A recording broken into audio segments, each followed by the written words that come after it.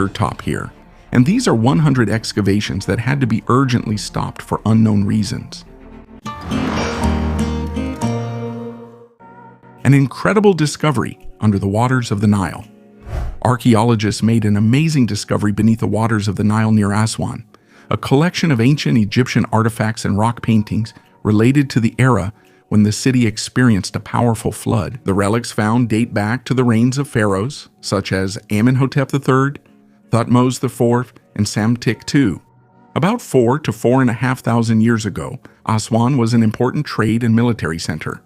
Gold, wood, and spices were exchanged here, and from the local granite quarries, materials were delivered for the construction of temples, obelisks, and pyramids.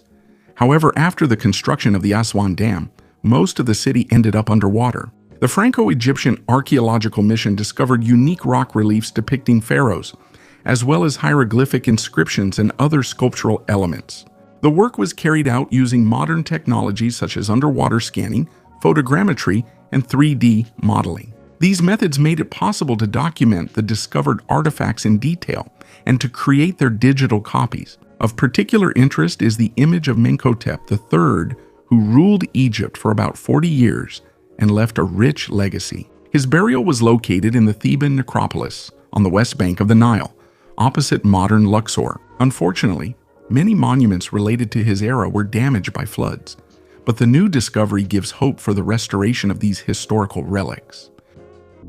Faces on the stone. Due to drought in the Brazilian region, the water level in the Amazon River reached a record low. This led to the discovery of faces and other figures engraved on an ancient stone. The stone is more than 2,000 years old. These petroglyphs, including images of animals and other natural forms, were found on the banks of the Rio Negro, at the archaeological site known as Ponto das Lajes, the place of the stones.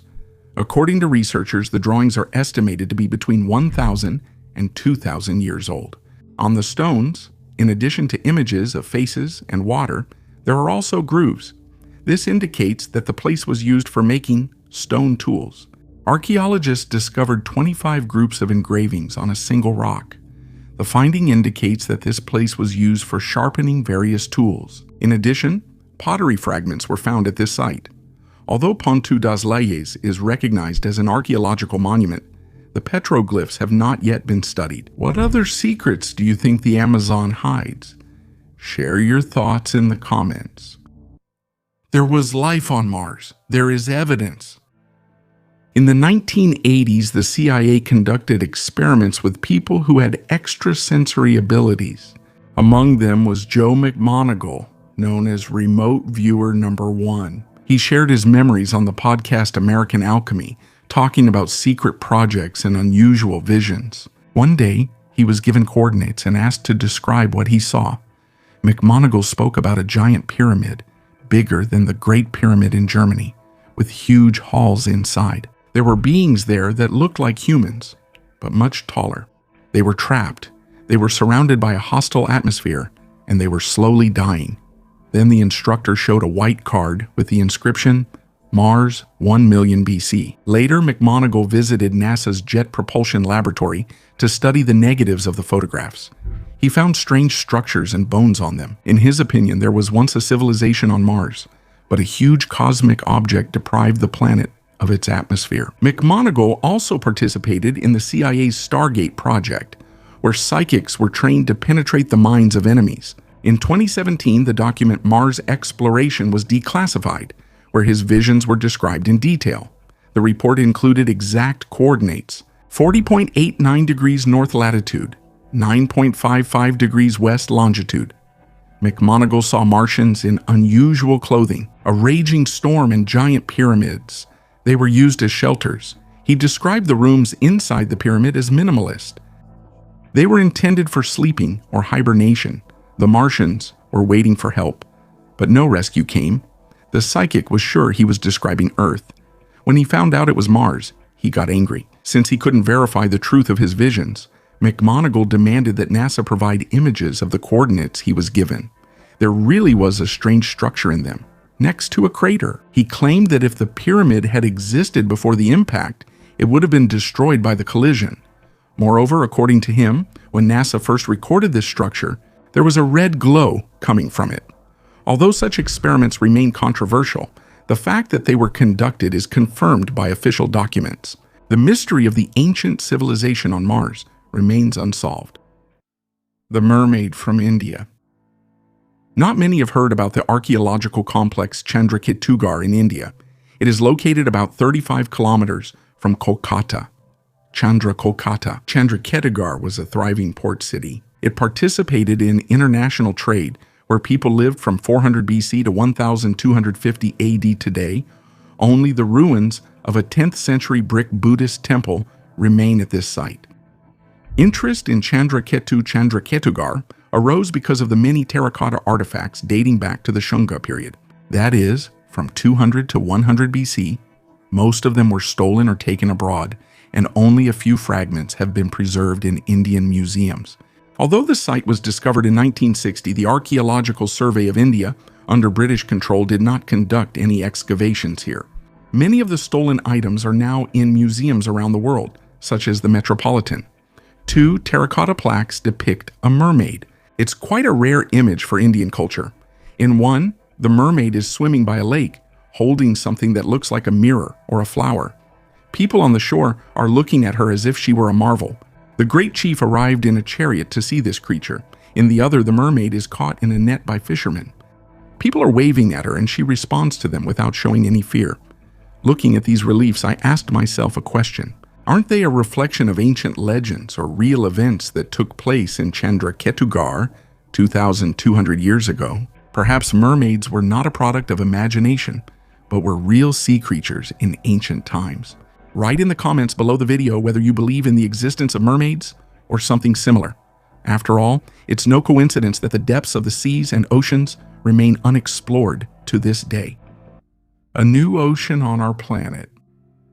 It's worth starting with a place where history doesn't just preserve a mystery, but literally shows it in real time. In Ethiopia, in the Afar Desert, there is an area where Africa is slowly splitting at the seams. And this is not just a beautiful metaphor, but a real geological process that will one day result in the formation of a new ocean. In 2005, after the activity of the Dabahu volcano, the ground there split open with a crack about 60 meters long in just a few days.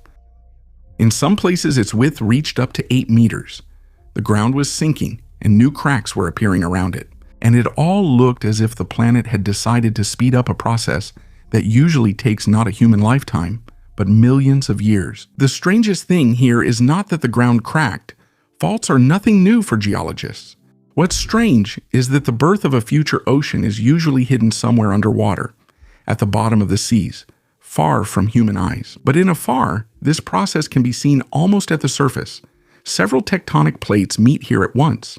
They are slowly moving apart. The crust is getting thinner. Hot mantle rises from below, and Africa is gradually preparing to split into parts.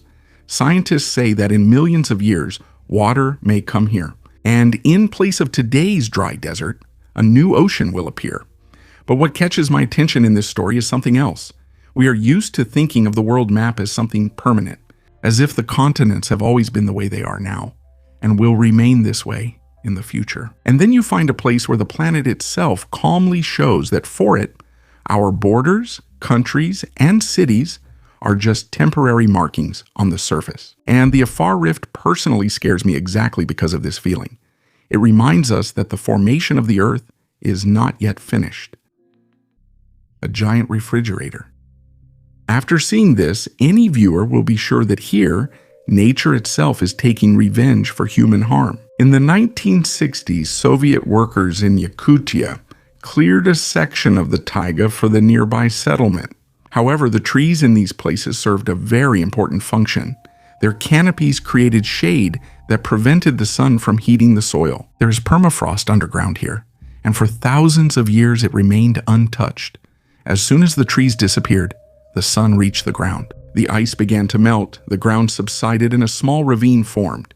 Today that ravine is called the Batagaika crater. It is 1.5 kilometers long and 115 meters deep. The area is over 80 hectares every year. It expands by another 10 to 15 meters, and no one can stop it. Local residents call it the gateway to the underworld. And if you look at it from the air, it's hard to disagree. But scientists are interested in Batagaica for a different reason. Permafrost is a perfect natural refrigerator, and the walls of the depression have exposed layers of earth up to 650,000 years old.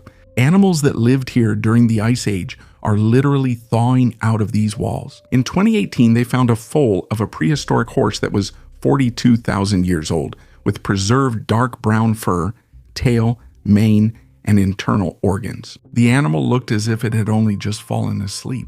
In 2024, Batagaica gave scientists the carcass of a 1-year-old mammoth calf with the same incredible preservation. But there is another side to this story. The frozen ground preserved both animals and carbon that had accumulated for hundreds of thousands of years. Now it is thawing and being released into the atmosphere as methane and carbon dioxide. From Batagaica alone, over its entire existence, more than 150,000 tons of carbon have been released. And across the Arctic, there are thousands of such places.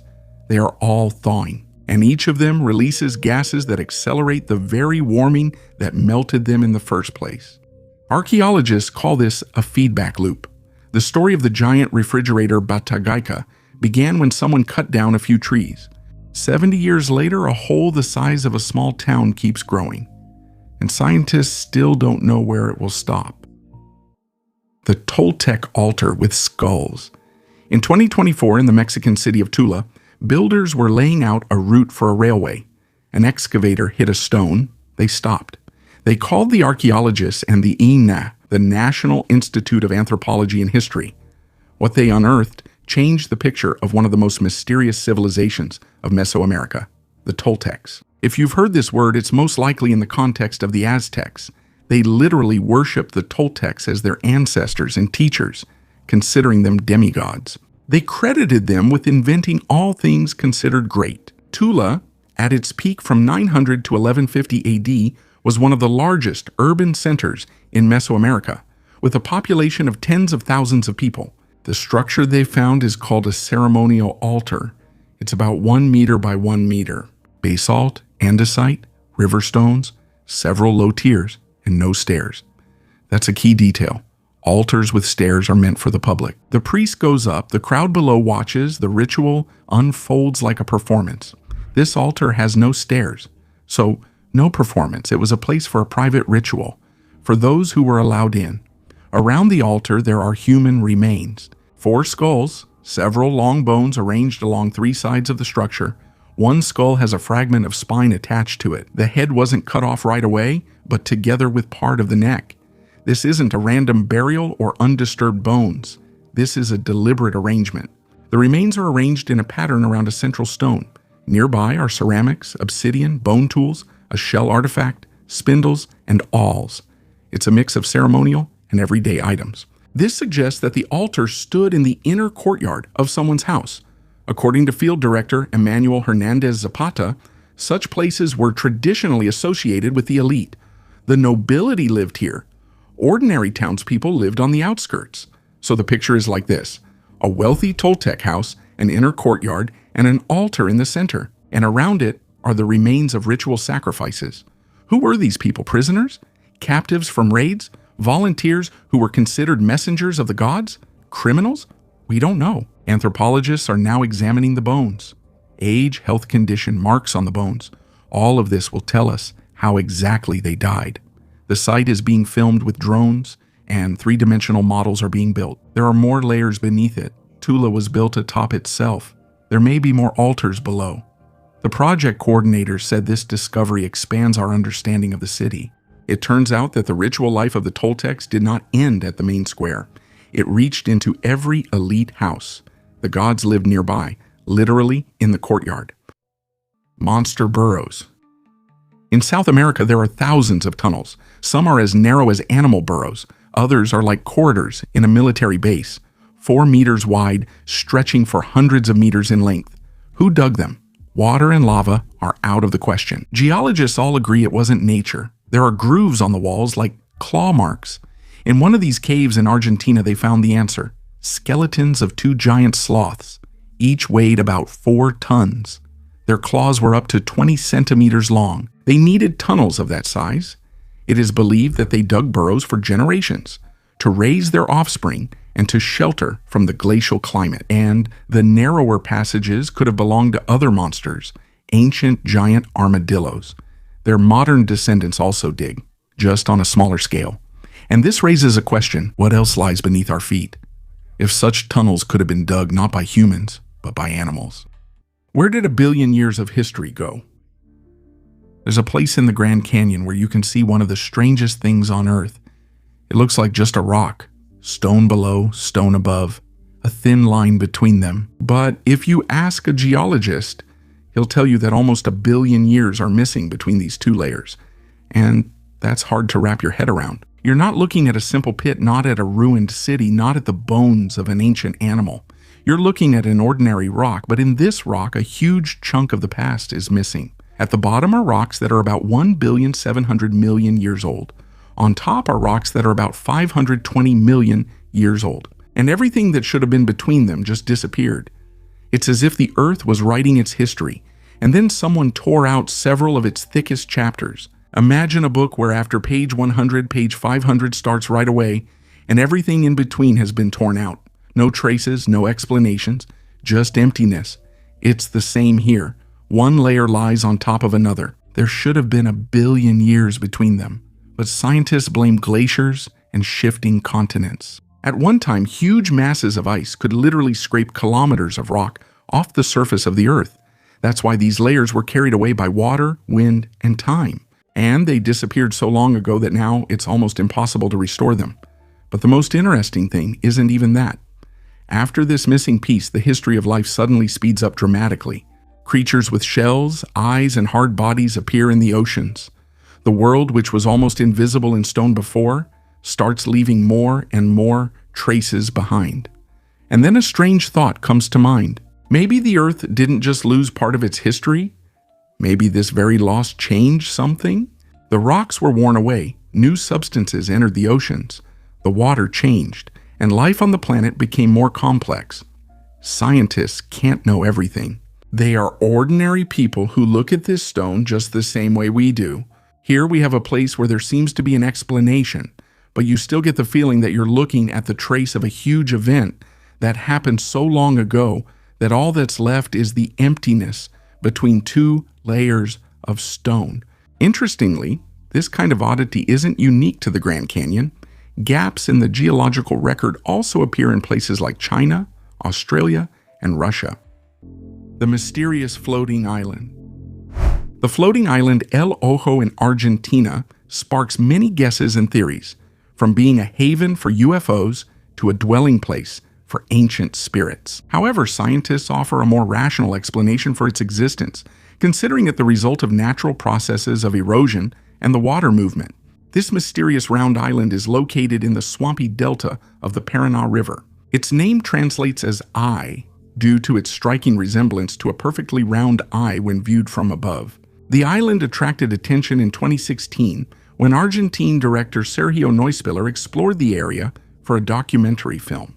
From a bird's-eye view, El Ojo impresses with its shape and clarity. The water around it, despite its apparent darkness, is crystal clear, which is unusual for the murky waters of the delta. The island has a diameter of 118 meters, and its rotation around its axis is a result of water currents, which also polish the lake's shore, forming perfect outlines. This process continues, and scientists believe it explains the round shape of the island and the lake.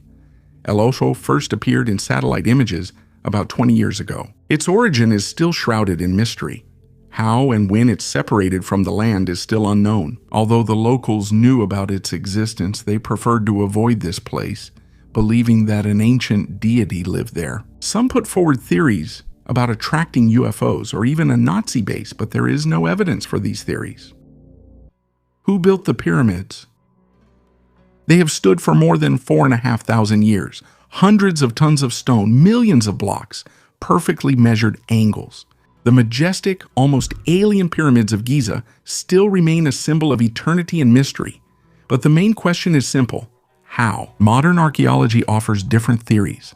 According to one of them, the blocks were quarried, delivered to the construction site using sledges and wet sand. Another theory suggests the blocks were made on site from limestone and clay, essentially forming ancient concrete. The French engineer Joseph Davidovits even presented his own formula for geopolymer stone.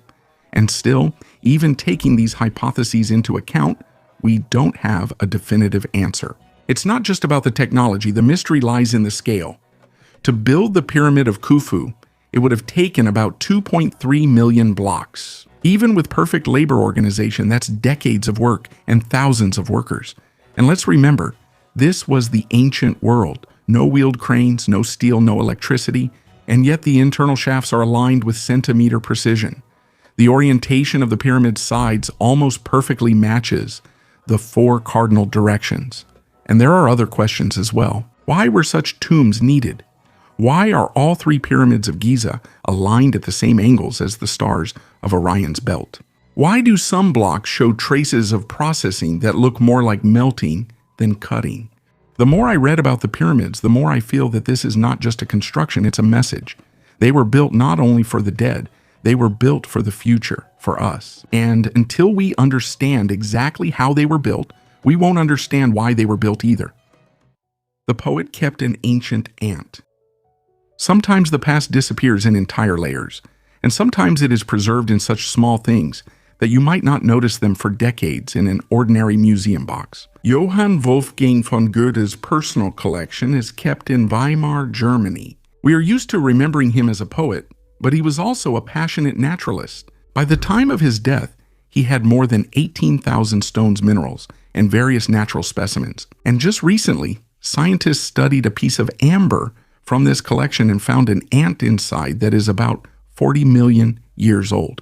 It got trapped in resin back when there were completely different forests, different animals, and a different climate on Earth. Then the resin hardened, turned into amber, ended up in Goethe's collection, and lay among other specimens for almost 200 years. The most interesting thing is that the ant was preserved so well that they were able to scan it with a tomograph and create a detailed 3-dimensional model. Scientists saw details of the internal structure that had never been observed before in such ancient ants. And what I like about this story is not just the age of the find itself. 40 million years is almost impossible to imagine. This ant wasn't discovered on a far-off expedition, buried in a cave, or hidden in the desert for archaeologists. It was in a museum collection in a box that hadn't been checked in a long time.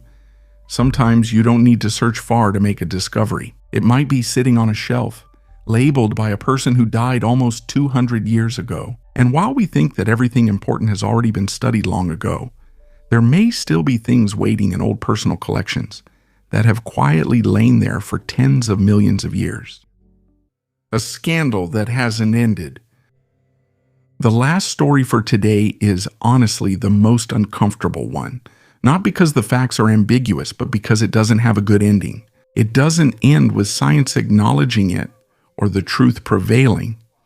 It ends with an ellipsis. Mount Gunung Padang in West Java, Indonesia. The locals have considered it sacred for centuries.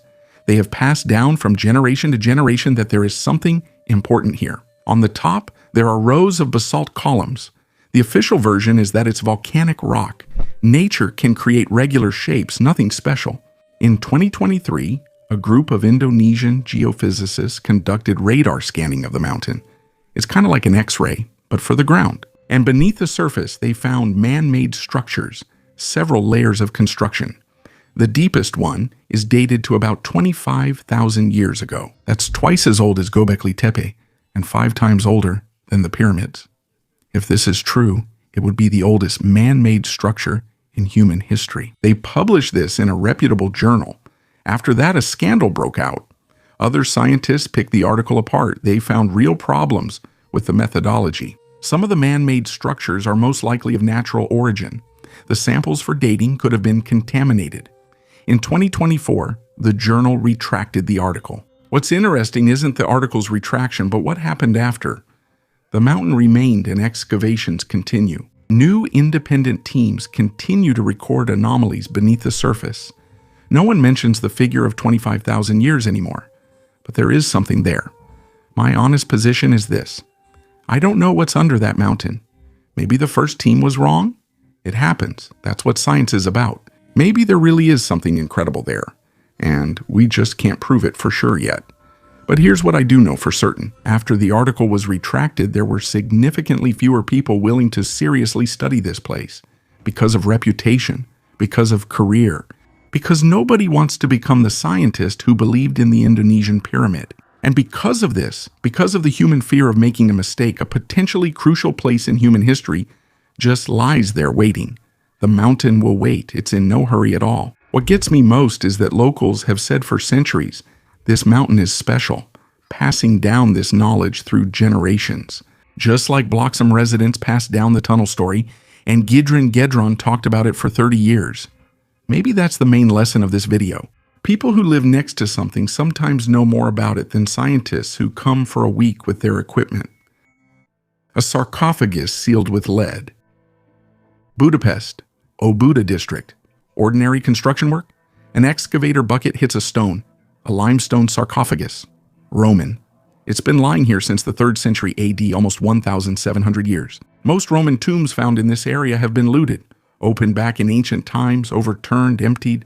This one hasn't. The lid is secured with metal clamps and sealed with molten lead. Now stop here for a second. Molten lead is more than just a lid. To do this, you need fire, tools, time, and intention. Someone specifically stood over this tomb and thought, let it never be opened. That's a decision, a conscious one. Why? Protection from robbers is the obvious explanation, but lead seals are extremely rare. That means there was something inside that the family considered important to preserve, or important not to let out. When archaeologists from the Budapest Historical Museum finally opened the sarcophagus, they found a complete skeleton, a young woman, and next to her, 2 intact glass vessels, bronze figurines, about 140 coins, an amber ornament, a bone hairpin, and traces of fabric embroidered with gold thread. Imagine, the fabric completely decayed over 17 centuries. But the gold remained. The fine threads woven into the clothing she was buried in outlasted the Roman Empire, the Middle Ages, 2 world wars, and they waited for the excavators in Budapest. This is not just a rich burial. In the late Roman era, sarcophagi were often reused. An old coffin, a new deceased. Everything was simple. This one was made especially for her, for a specific person. Who was she? It's unknown. There's no name. No inscription. 17 centuries ago, someone sealed the lid of her coffin with lead and wanted her to remain untouched forever. They almost succeeded. But here's the question that won't let us rest. If the family sealed the coffin so carefully, what were they more afraid of?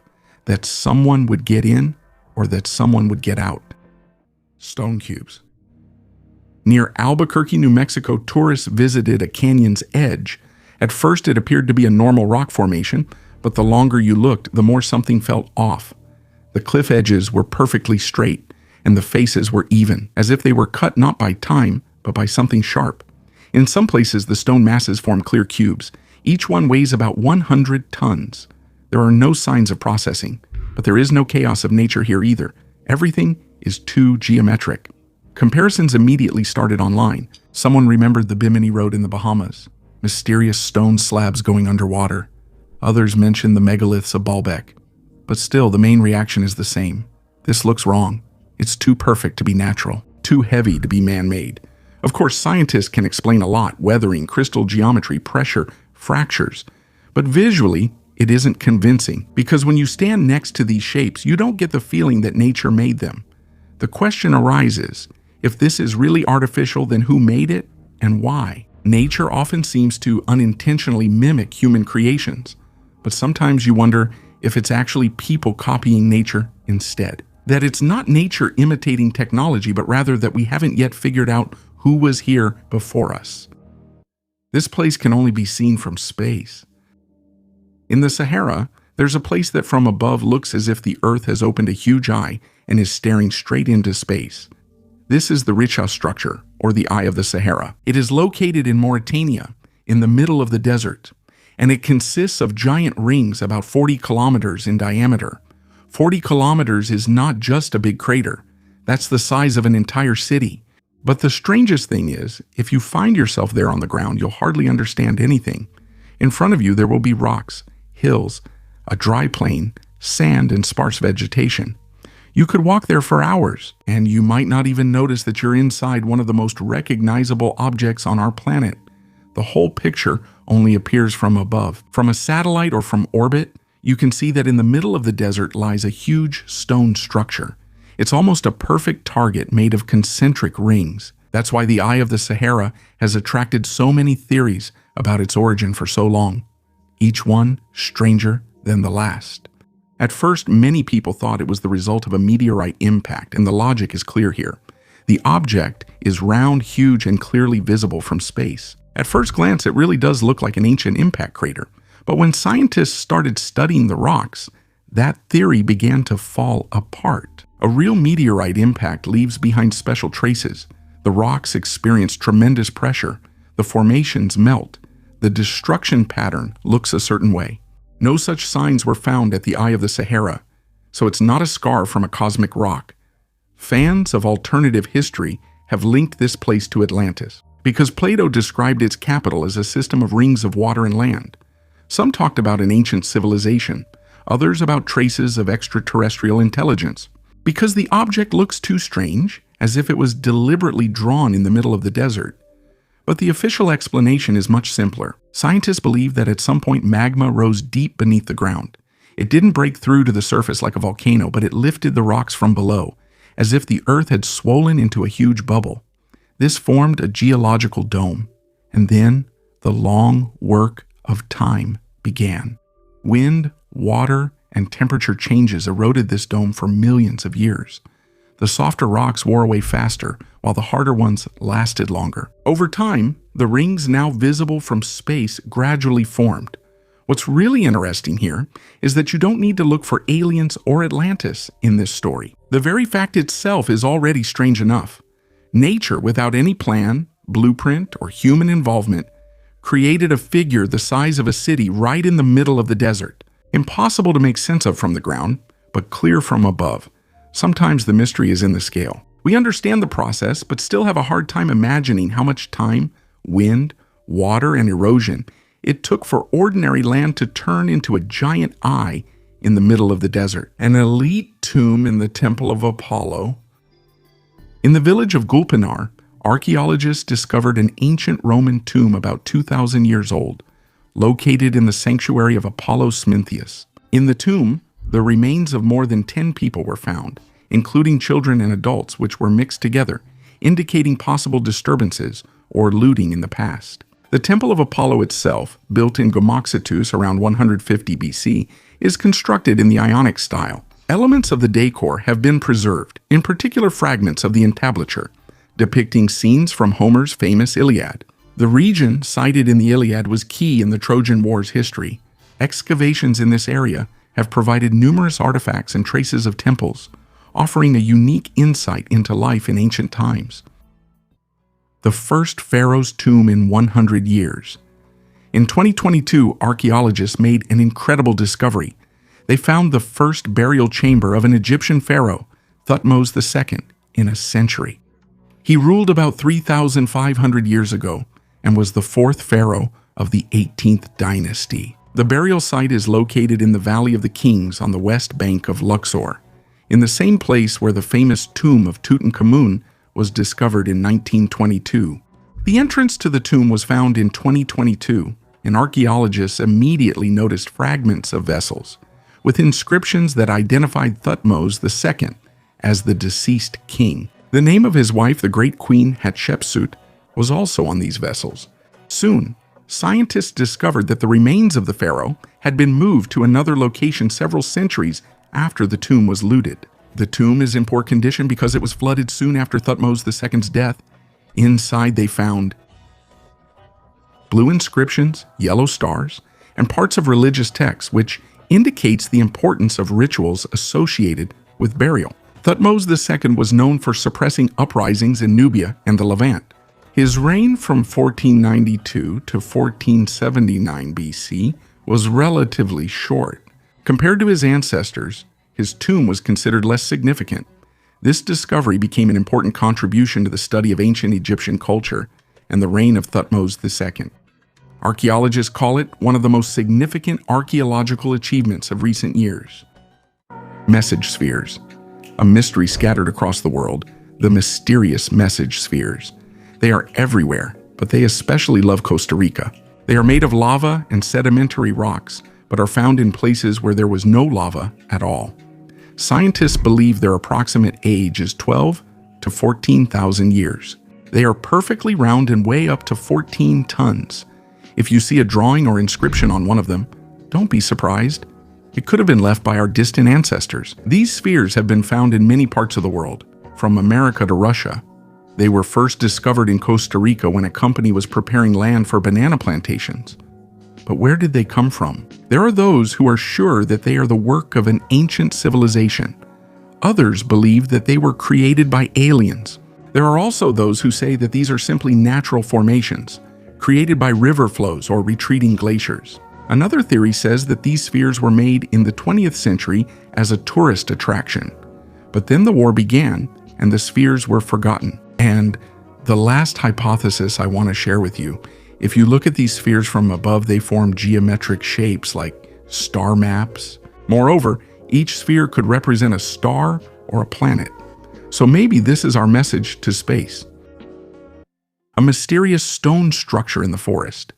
In the early 1950s, geologist Vadim Kolpakov was walking through the remote Irkutsk taiga and saw something that shouldn't have been there at all. Amidst the forest, stones, and the typical Siberian landscape, there stood a huge mound that looked less like a hill and more like the trace of some powerful eruption from within the earth. Later, this place would be called the Paytom Crater, or Kolpakov's Cone. Imagine a stone ring about as tall as a 12-story building. Inside, there's a crater, and in the center, another dome. All around, there are shattered limestone blocks. It's not an ancient volcano, not an ordinary mountain, not a quarry, and not a man-made structure. Just a strange stone formation in the middle of the taiga. What puzzled scientists most was its age. The crater is estimated to be about 500 years old. That is, it appeared not in ancient times, when there couldn't have been any witnesses, but already in historical times. While books were printed, cities built, and chronicles recorded in Europe, something in the Siberian taiga brought thousands of tons of stone to the surface during the same century. But there are no witnesses, and there are no records either. There are legends, but there is no proper description of the event. The first theory was the most obvious one, a meteorite. It looked too much like the trace of something falling from the sky. A huge shape, a crater, scattered stones, a remote place. But the longer scientists studied it, the less this theory held up. A real meteorite crater should have its own traces, impact rocks, signs of an explosion, characteristic destruction. Here, it was all different. Then another theory appeared. Perhaps gases, water, and rock were rising from below. The pressure was increasing. The permafrost prevented it from escaping easily, and at some point, the ground was literally pushed upward. That's how this stone cone could have formed. It already sounds more plausible. But still, something doesn't add up. Magnetic anomalies were recorded around the crater, and the shape itself remains too unusual. It doesn't look like an ordinary hill that slowly formed over thousands of years. It looks more like a place where something happened suddenly, powerfully, and without witnesses. That's why the Potomsky crater still looks strange even without any mysticism. Not because an alien ship necessarily crashed there or it's the work of some unknown ancient civilization, but because there's an object in the taiga that appeared almost yesterday by Earth standards, yet we still can't say for sure what exactly created it. Places like this make you see the very ground beneath your feet differently. A pattern that can be seen from the sea.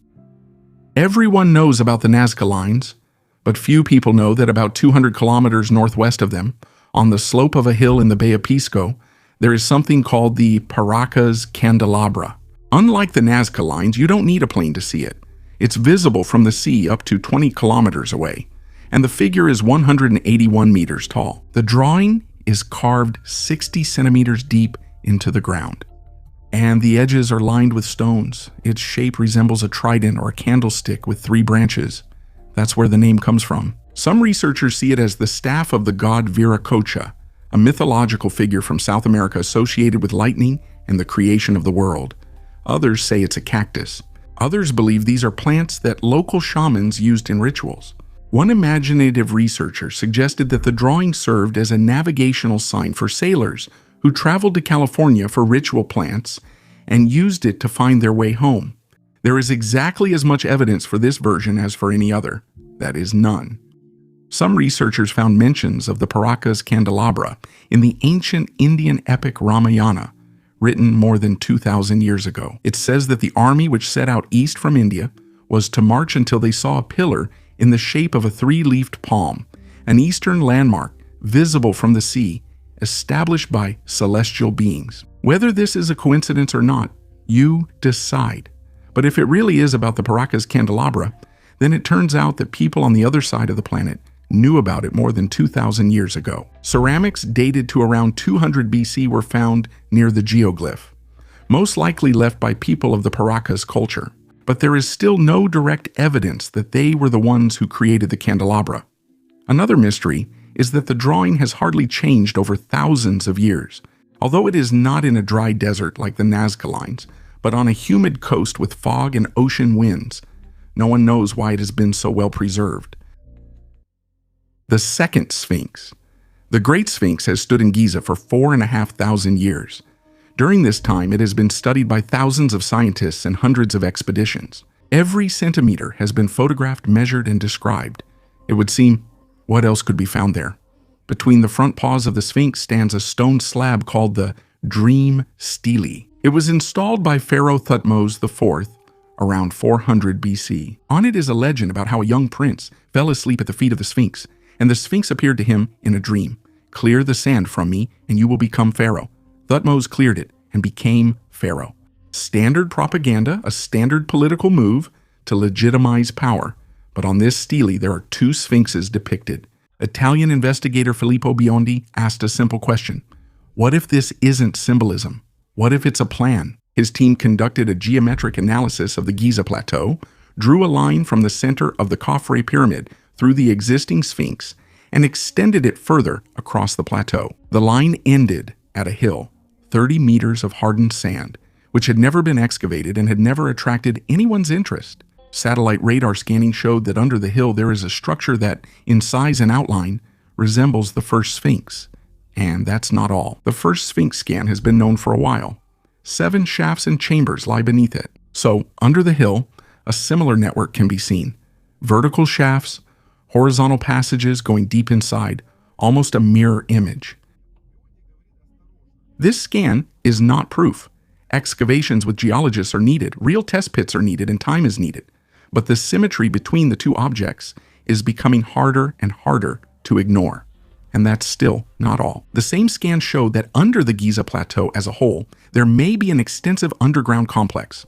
Biondi calls it an underground megastructure, a system of passages and chambers that no one has seen, perhaps since the time of those who built it.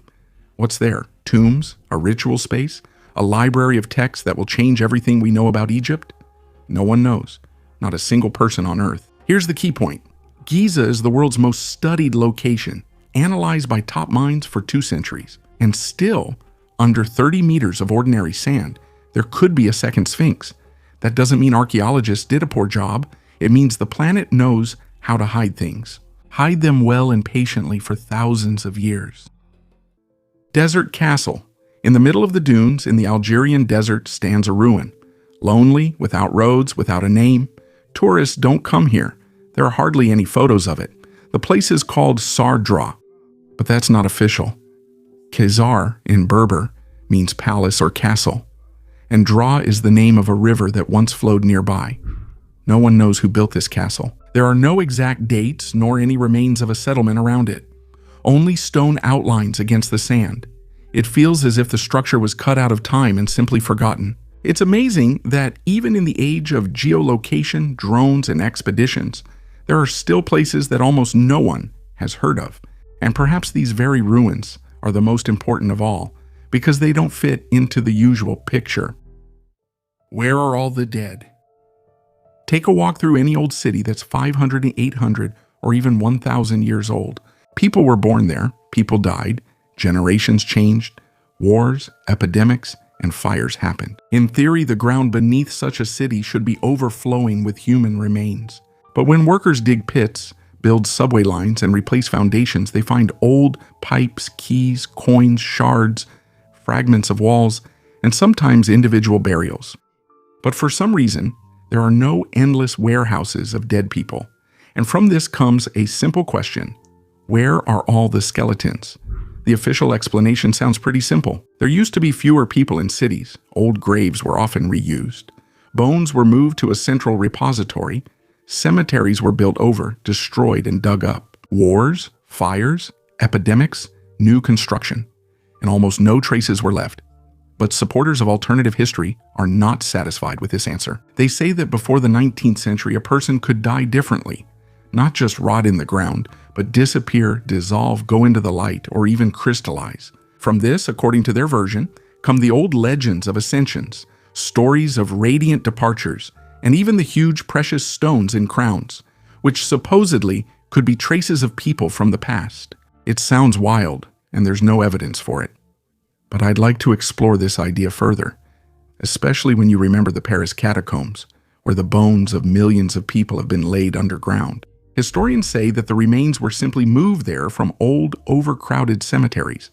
Conspiracy theorists see it as evidence of a major cleanup after a forgotten catastrophe. In reality, bones don't stay in the ground forever.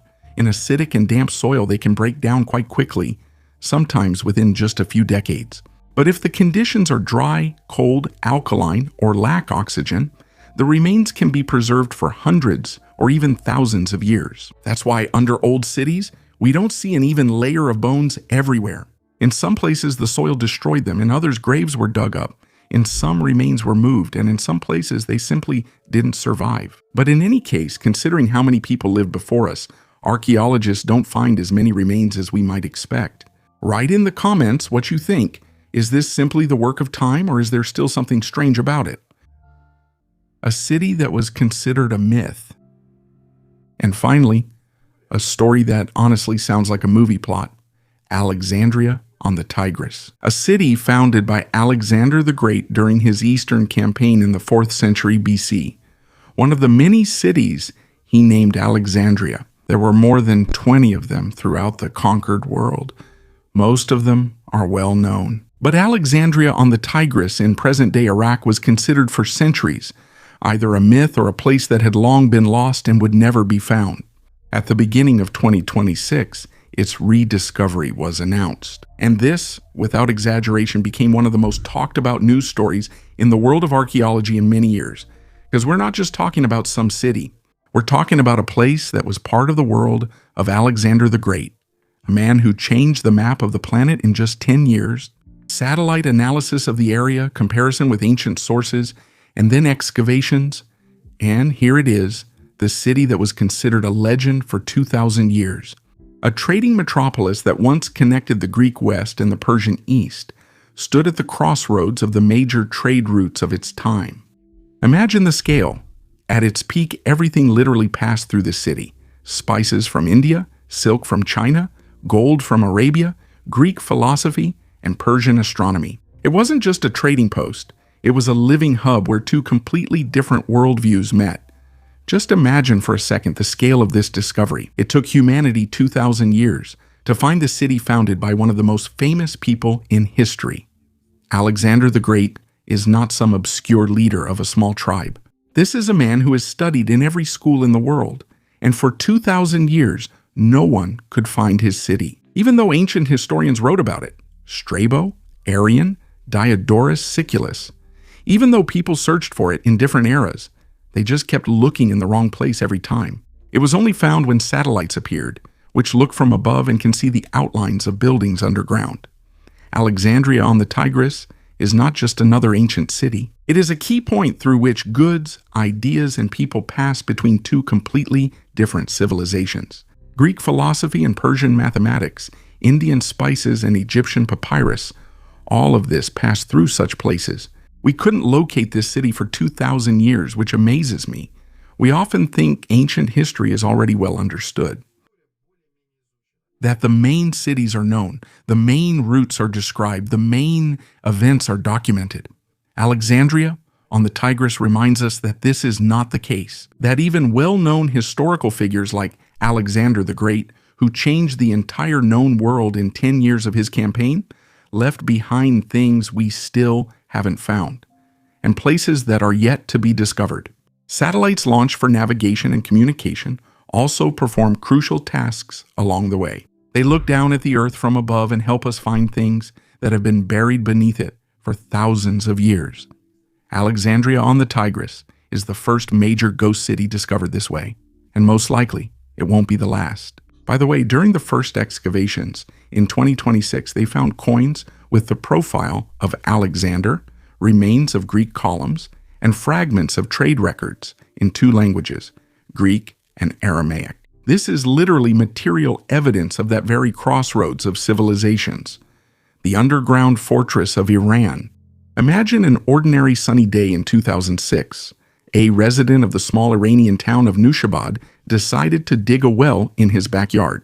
After another pickaxe blow, the ground vanished beneath his feet. The man didn't fall into water, but into a bottomless black void that concealed a secret buried under the sands for 1,500 years. That's how the city of Ui was accidentally discovered, an incredible underground metropolis that today is called one of the most complex fortification structures of antiquity. The archaeologists who arrived at the site were stunned by the scale. This is not just a system of cellars or shelters. It's a full-fledged mirror city that goes 3 full levels deep underground.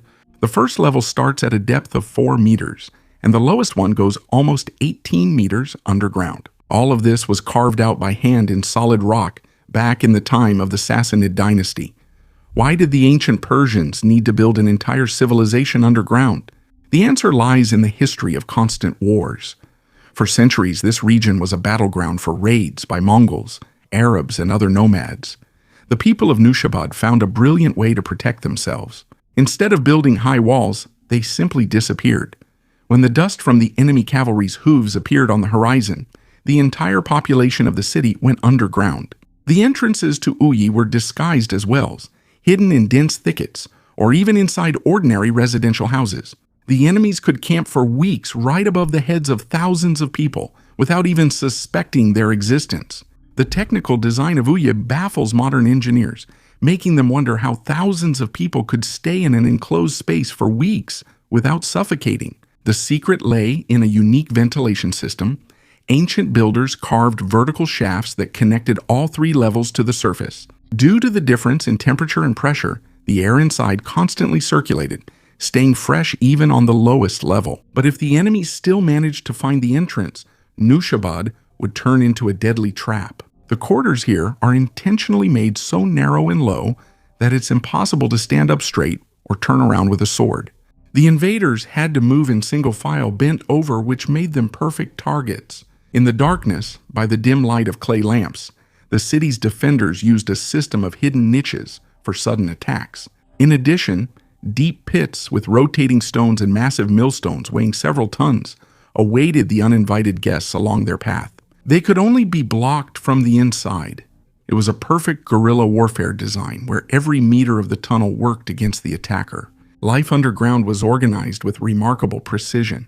The city had storage facilities for food, sleeping areas, and even a complex sewage system that carried waste far beyond the residential zones. Today, researchers are convinced that Nushabad is only a small part of a vast network. The Ui tunnels may stretch for dozens of kilometers, connecting different settlements and fortresses in the region. Looking at these gloomy labyrinths, you realize that beneath the feet of the people of Iran lies not just history, but a real underground fortress, ready for a long siege. Today, amid rising regional tensions, these ancient survival technologies are once again alarmingly relevant. How many such cities are still hidden beneath the sands? And what secrets do they keep in their eternal darkness? The tragedies and mysteries of the Goodwin Sands. Between England and France lies the Dover Strait. For centuries, merchant ships, warships, smugglers, and passengers have passed through it. And off the southeast coast of England, about 10 kilometers from the town of Deal, there is a place that sailors once called the Ship Eater. This is the Goodwin Sands. On the map, it's just a sandbank, but over the past 700 years, more than 2,000 ships have wrecked here, and according to some estimates, the death toll may be as high as 50,000. The most frightening thing about this place isn't just the storms and fog, but the sand itself. During low tide, it can seem solid, almost like dry land. After a shipwreck, people would get out of the water, stand up and think they were saved. But then the tide would come back. The sand would become soft and sticky again, and everything would start sinking down. One of the most famous ships claimed by the Goodwin Sands was the Admiral Garner, a vessel of the East India Company. In January 1809, it sank with a cargo of 48 tons of coins. For almost 200 years, the ship lay at the bottom until it was discovered in 1989. Then about 1 million coins were raised from the bottom, and the site itself was made a protected area with a restricted perimeter. But that was not the only discovery. In 1740, the Dutch ship Roosevik sank here. Nearly 250 people died on board. In 2017, large-scale underwater excavations began, and archaeologists raised silver bars, coins, leather shoes, glass bottles, pewter spoons, and even a sealed chest from the bottom, which still hasn't been opened. Strangely, the Goodwin Sands claim more than just old sailing ships. During World War II on December 1, 1943, an American B-17 Flying Fortress bomber was shot down by anti-aircraft fire and crashed right onto this sandbank. The crew was incredibly lucky. All 10 men survived. Today, this is the only known wreck of such a plane in the UK. And during strong low tides, you can see it together with the remains of ships. Now, major disasters here are almost impossible. There is GPS, accurate maps, and navigation systems. The last serious tragedy happened in 1954 when the South Goodwin lightship broke free from its anchors during a storm and capsized. 6 people died. The Goodwin Sands are not just a dangerous spot on the map. Beneath them still lie ships, coins, weapons, airplane wreckage, and human remains. For 700 years, the sea has taken people and things here. And then sometimes during excavations or a strong low tide, it returns small pieces of these stories back. The mystery of the Great Sea Migration. Archaeologists in China have made an impressive discovery on Pingtan Island, which is located off the coast of the southeastern province of Fujian. Research has shown that civilization on the island could have existed about 7,300 years ago. This discovery suggests that Pingtan may have played a key role in one of the largest sea migrations in human history. New research indicates that the Austronesians inhabited Pingtan between 3,000 and 7,500 years ago. Archaeologists have found traces of an advanced society with residential houses and structures for various economic needs, including the earliest evidence of rice cultivation. Genetic analysis of human remains showed a match with Austronesians, who are widespread from Taiwan to Easter Island in Chile. This ethnic group, which once lived in Southeast Asia, Micronesia, Polynesia, New Zealand, and Hawaii, now has about 400 million descendants. It was previously believed that the Austronesians originated in Taiwan and began to emigrate due to population growth over the past 5,000 years. However, findings on Pingtan make us reconsider this theory, suggesting that their origins might have been broader and included not only Taiwan, but also mainland China. They were part of the story of the crucifixion. In an ancient Georgian painting depicting the crucifixion of Jesus Christ, a mysterious object that resembles a UFO has drawn attention. In the background behind the cross, there is an object that looks like a giant button with legs. A character in the painting is even pointing at it, which appears to be a deliberate emphasis by the artist. The origin of the painting and the name of its author remain unknown, although it is believed that the image was created about 1,000 years ago, in the 11th century. The church where this painting is located dates back to an even earlier period, the 5th century, although the current building was constructed between 1010 and 1029. Some believe that this object could have represented guardian angels, although this contradicts the traditional depictions of angels from that era, who were usually shown with wings. Others suggest that the artist may have intentionally depicted something resembling flying saucers as part of a broader symbolism. It could be an allegory or an element of a religious myth that has not been preserved in modern interpretations. The painting continues to spark interest and debate, offering a unique perspective on the combination of religious art and unexplained symbols that still remain a mystery. A place where missing people are found. Now imagine a place where you can walk for 10 days straight and still see the same thing all around you. Water, moss, mud, fog, and endless swamps. This is the Vashjugan swamp in Siberia between the Ob and Irtysh rivers. It's one of the largest swamps on the planet, and the scale there is hard to imagine. About 53,000 square kilometers, hundreds of rivers, and around 800,000 lakes. Very few people live in this vast area. So it's no surprise that there have always been many legends surrounding the Vashjugan swamp. The locals spoke of strange creatures, swamp lights, man-eating bears, and the spirits of the bog. The Selkut people even had an image of the master of these lands, Shelop, a huge, evil, seven-winged bear. And if you imagine a person walking through the fog at night, hearing the moss squelch underfoot, and seeing cold blue flashes somewhere ahead, it becomes clear why such stories appeared in the first place.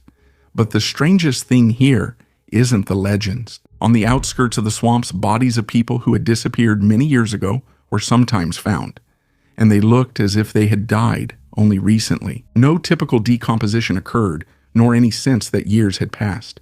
Science credits this to peat. The swamp has little oxygen and cold water, and sphagnum moss releases substances that work almost like a natural antiseptic. The body doesn't decompose in the usual way, but is gradually preserved, as if it's being pickled. That's why swamps worldwide sometimes preserve people better than tombs. What's especially strange about this place is this. To a person, a swamp looks like a dangerous place that you'd better not enter. But to the planet, it's a huge living mechanism. The Vashjugan swamps absorb a colossal amount of carbon dioxide, release oxygen, and store carbon in peat, which over thousands of years can turn into coal. So the place that has scared people for centuries, with its fog, lights, and missing bodies, actually also helps the planet breathe. Ancient tactical defense tunnels. More than 4,000 years ago, entering the ancient stone city of Hochenzui was a real challenge. The defensive system included multiple layers of walls and armed residents. However, the most amazing thing is the recently discovered secret underground tunnels, functioning as a hidden transportation network. The tunnels are located at a depth of 1.5 to 6 meters.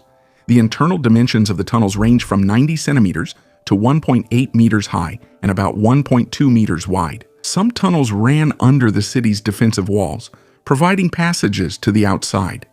This system enhanced the defense of the city, which was already equipped with a complex protective system. Hochenzui is located on the northern bank of the Hong River in Jinshuihe district in the Mongolian Autonomous Region. Archaeologists first discovered the city in 2005 and began systematic excavations in 2019. Excavations at Hochenzui have revealed 3 different city gates, each with its own unique features. Inside the city, a small cemetery consisting of 8 rectangular graves was discovered. Deep man-made caves. In 1992, a resident of the Chinese village of Xi'an named Wu Wannan was convinced that the pond near his house was man-made. Although a local legend said that it had no bottom and it was not worth going there, he bought a pump, convinced several neighbors to help him, and they started pumping out the water for 17 days in a row until an entrance to a huge man-made cave appeared underground. Then another one, and another. And in the end, there turned out to be 24 caves under the village, carved out by hand more than 2,000 years ago. Ancient and primitive are not synonyms. The fact that it was ancient doesn't mean they didn't have the technology to achieve all this. Each one is about the size of a football field, with a ceiling as high as a 9-story building. The walls are covered with parallel grooves. All of them are the same depth, the same angle, the same distance between them. Clearly, someone did this intentionally. But there's one odd thing that archaeologists noticed. The exact same pattern was found on ancient pottery from this same area, over 2,000 years old. Someone deliberately copied the ornament from the pottery onto the stone walls. Who did this and why? No one knows to this day. People extracted about 1 million cubic meters of stone from the rock, which is roughly equal to the volume of 400 Olympic swimming pools. Where it went is unclear, because there is nothing near the caves. There are no piles of earth, no traces that anything was ever dug here at all. China has a unique feature. Throughout its history, the government has recorded absolutely everything in documents. The names of officials, harvests, floods, disputes between neighbors. But there isn't a single line about these caves in the chronicles for 2,000 years. as if they never existed. And now, here's the most interesting part. The caves were not discovered by a scientist or an expedition with modern equipment and funding. They were discovered by a single man with a water pump, whom everyone considered an oddball. And here's something to think about. If under one Chinese village there turned out to be 24 caves that no one knew about for 2,000 years, how many such places around the world are right now waiting for their own oddball? Golden spirals from the Bronze Age. And now let's move to Germany, to the state of Lower Saxony. There, near the village of Gessel, archaeologists found one of the largest Bronze Age gold hoards in Europe. At first glance, it sounds pretty simple. They found gold, but then it gets even more interesting. In the ground, there were 117 gold objects, with a total weight of more than 1.5 kilograms. They were buried about 3,000 years ago, when Europe still had none of the states, cities, or maps we know today. Someone carefully placed this gold into a linen bag, fastened it with bronze pins, and hid it in the ground. They didn't discard it in panic or lose it by accident.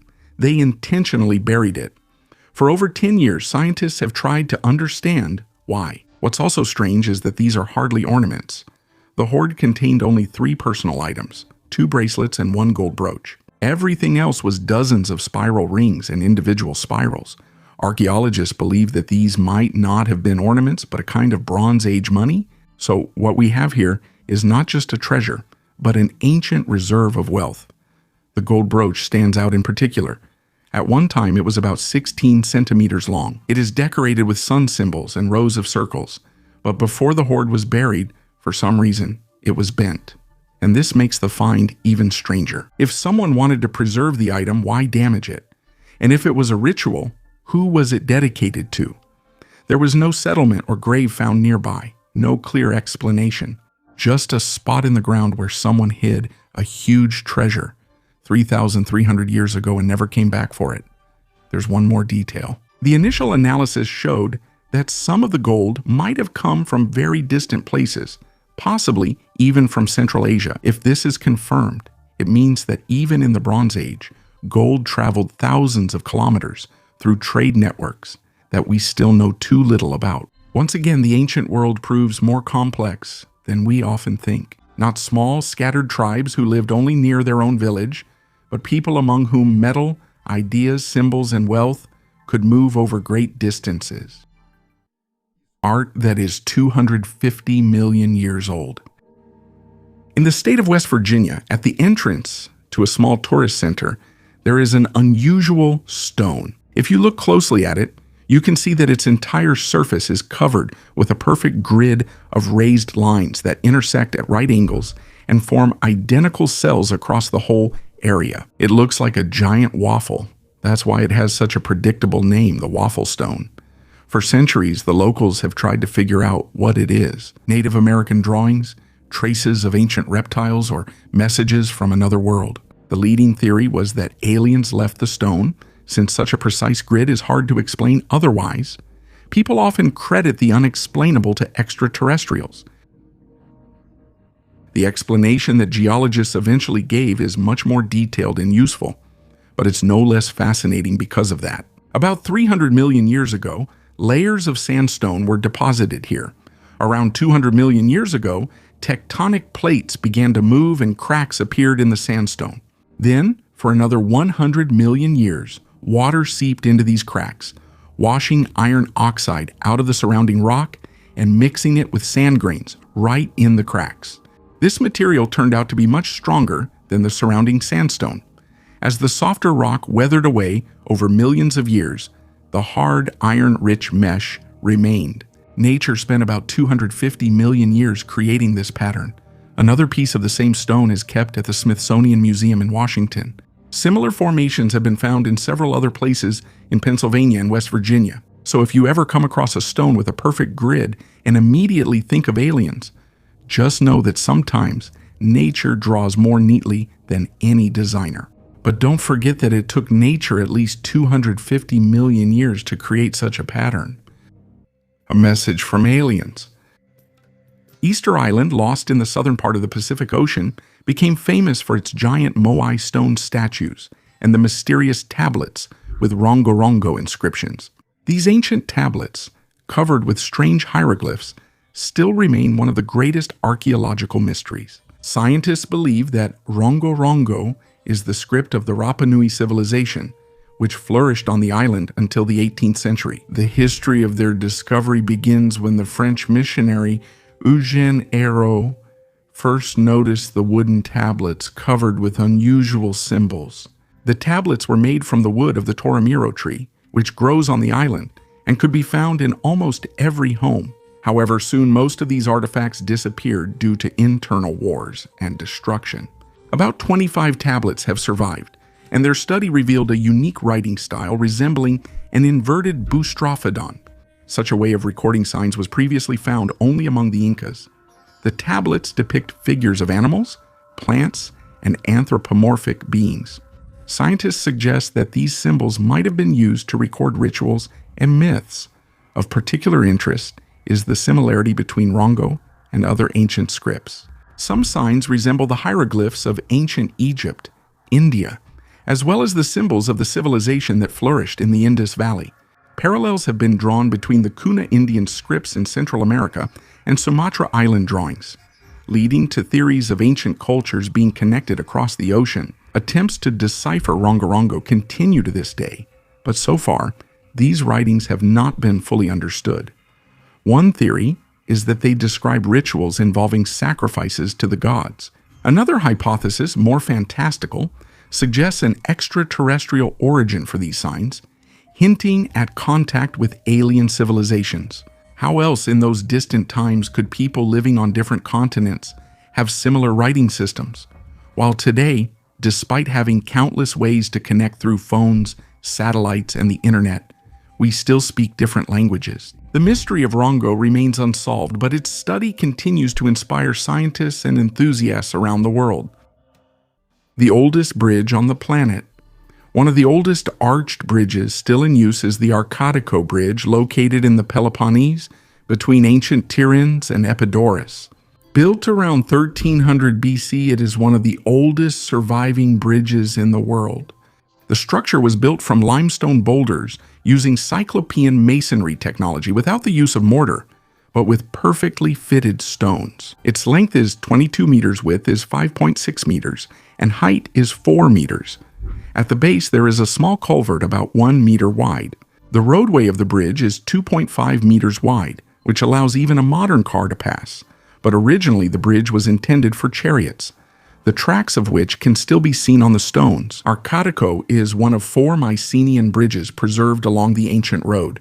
1 kilometer away is the Petro-Jeffrey Bridge, which is slightly taller but also still in use today.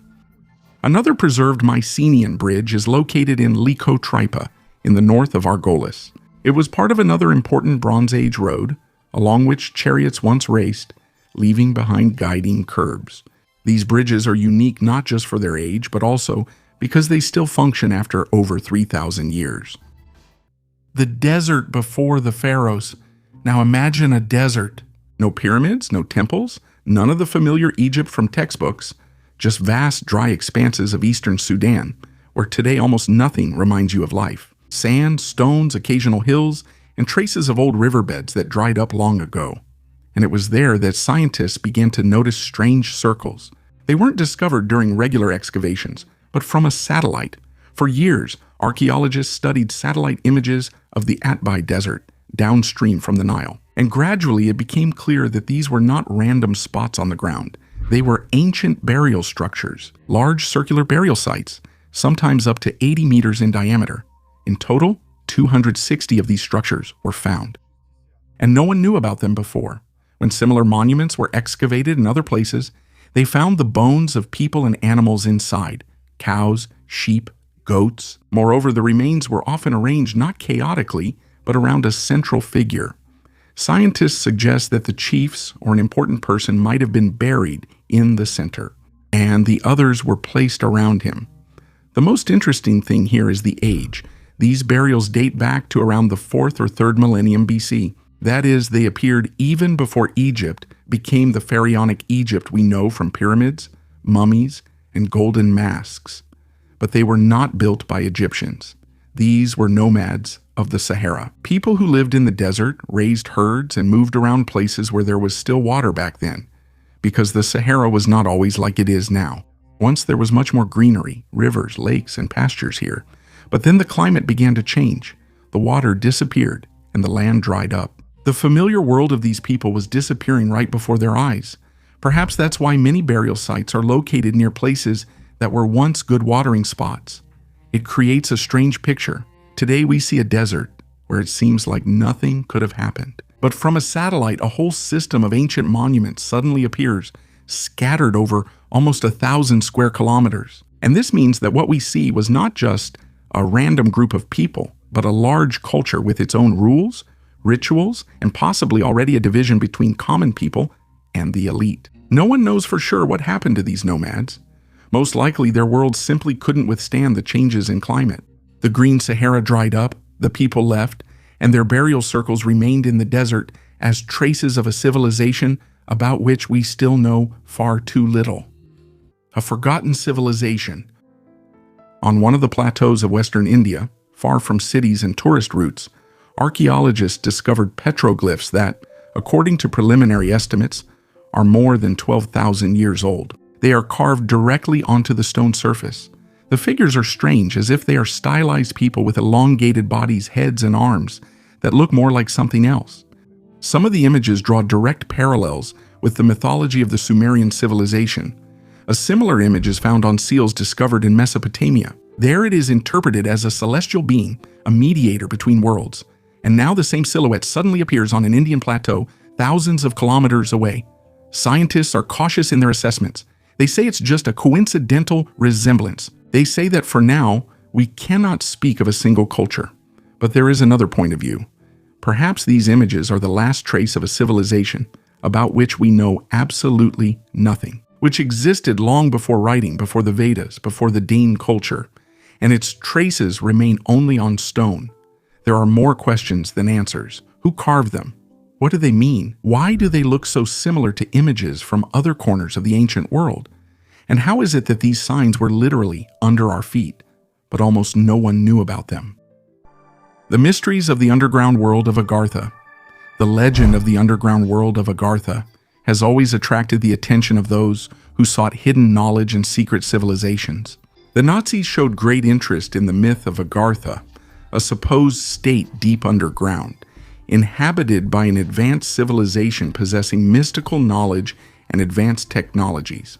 It was believed that the inhabitants of Agartha might possess the secrets of immortality, energy, and world domination, which interested the Nazi elite. Some Nazi ideologists saw Agartha not only as a source of ancient knowledge, but also as a possible refuge for the Third Reich's elite in case of defeat on the surface.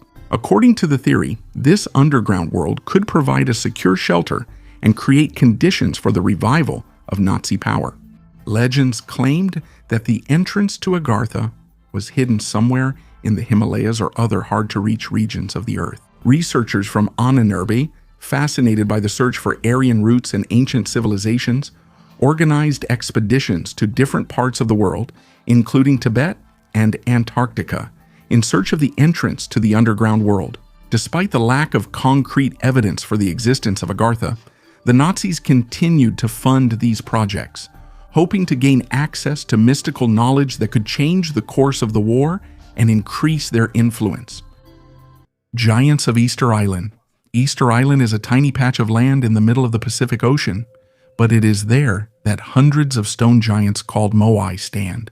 Their faces are turned inward toward the island, as if they are guarding it. The largest ones reach up to 10 meters in height and weigh up to 80 tons. And most importantly, no one knows for sure how they were made or why. It is believed that the moai were carved by the local Rapa Nui people between the 11th and 16th centuries. They used stone axes, wooden levers, and ropes. Some scientists tried to recreate this process, and they even succeeded, but only with relatively small statues. What about those that weighed dozens of tons? How are they moved around the island, considering that there are no trees on Easter Island for sturdy logs? Thor Heyerdahl suggested the statues were dragged lying down. Another theory claims they were rocked side to side like a refrigerator on ropes. Still, questions remain. especially about how the statues had pukao hats installed, which weigh up to 2 tons and sit on top. Lifting them without cranes is almost impossible. There's also another question. Why? Some say these were ancestor portraits, while others believe the moai represented clan power. However, the island was small and had few resources. Why did the entire population spend their energy on these stone heads?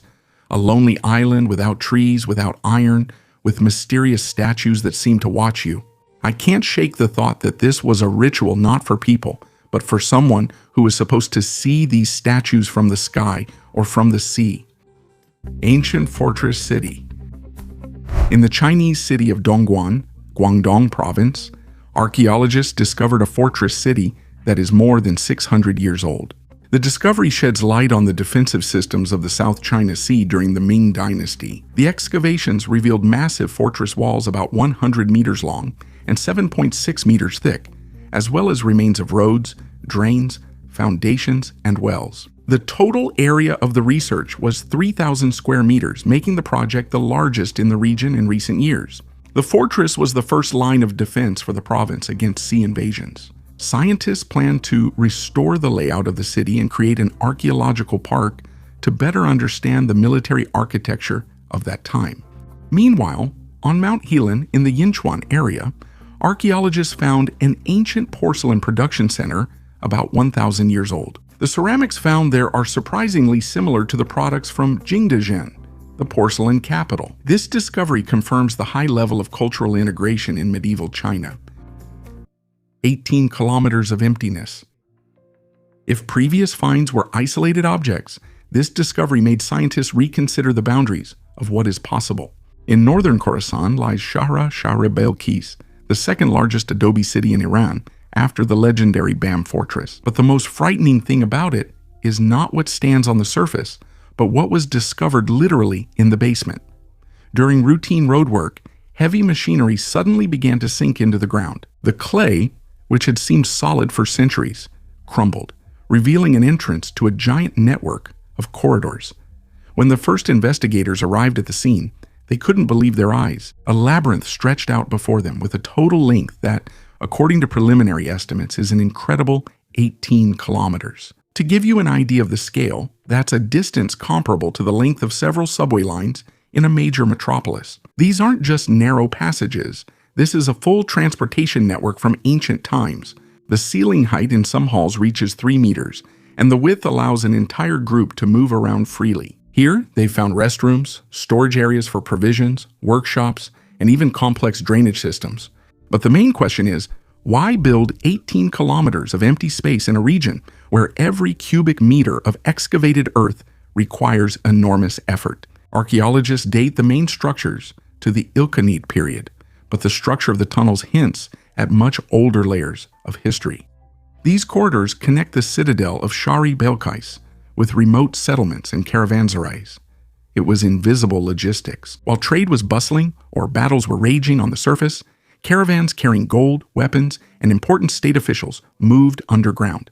The engineering ingenuity of this place lies in its material. Clay, combined with special organic additives underground, over time turns into a structure whose strength is comparable to modern concrete. A perfect microclimate is maintained inside, keeping it cool in summer and warm in winter. But what worries modern researchers the most is how perfectly this ancient network fits into the modern map of the region. There is a theory that some of these tunnels are still used for military purposes. In the context of modern conflicts in the Middle East, such cost-free, reliable underground routes, dozens of meters deep, are an invaluable resource. Shahra Belkis clearly shows that Iran is not just a country on the map. It is a multi-layered fortress where under every old building there may be a road hidden, leading to the other end of the province. 18 kilometers of emptiness is only what has been officially measured. No one knows how many more such highways are still waiting for their time in complete silence. The UFO expert found a portal. Expert Carnelli from the organization UFO and Paranormal Research Ireland claims that in the central part of Ireland, between Athlone and Slane, there may be a portal through which UFOs enter the Earth. According to him, these sightings have increased in recent months, and their purpose may be related to studying the military strength of humans. This statement came amid reports of unidentified objects spotted near military bases and nuclear facilities.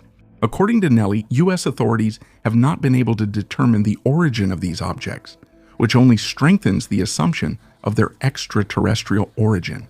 The expert paid special attention to Ireland, where numerous cases of UFO sightings have been recorded. Nelly believes that places like the region between Atlan and Slane could be portals through which alien ships travel between space and Earth.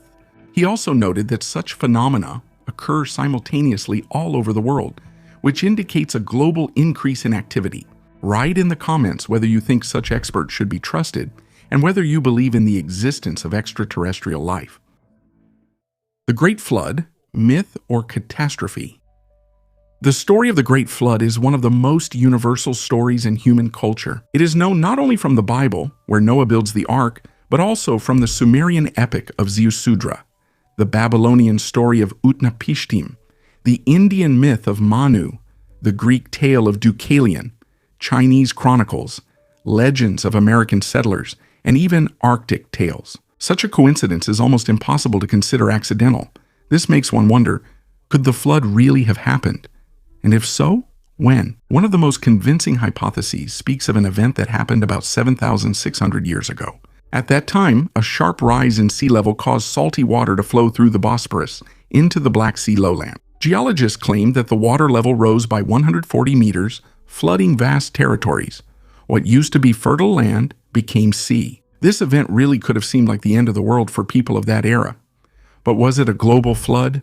Probably not. However, for specific people living in river floodplains and lowlands near the coast, this was indeed a global catastrophe. Imagine, the water takes everything: your home, livestock, land, village, ancestors. People escape on rafts, heading for the mountains. Centuries later, the memory of what happened turns into a myth, universal and terrifying. I'm amazed at how this ancient fear still lives within us. Even in the 21st century, we fear complications. We talk about climate catastrophe, as if we genetically remember how the world once truly drowned.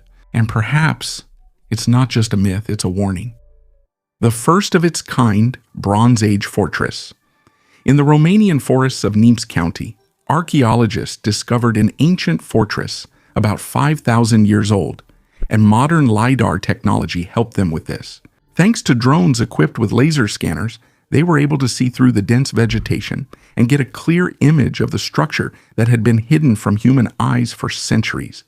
The fortress dates back to the transitional period from the Neolithic to the Bronze Age, a time when people had just begun to build fortified settlements. LiDAR revealed that it was a well-designed and powerful structure. Ditches hundreds of meters long, earthen ramparts, and a strategically advantageous location on a hill all indicate serious knowledge and labor organization among the ancient builders. Only with the help of modern technology can we truly understand the scale and structure of ancient monuments. These are not just ruins. They are traces of a complex and sophisticated civilization that we are only beginning to rediscover. This could have been in textbooks too. Imagine that you are an Egyptologist. You have spent your whole life studying ancient Egypt, written a dissertation, and teach courses at a university. You have published several books, and one fine day, new results of soil analysis under the Sphinx are placed on your desk. There are traces of water erosion, very deep ones, the kind that only happens after centuries of heavy rains. Such rains last occurred in Egypt 10 to 12,000 years ago. That means if it's true, the Sphinx is 2 or 3 times older than everything we know about Egyptian civilization. So what are you going to do with that? Most Egyptologists did exactly what you would probably do in their place.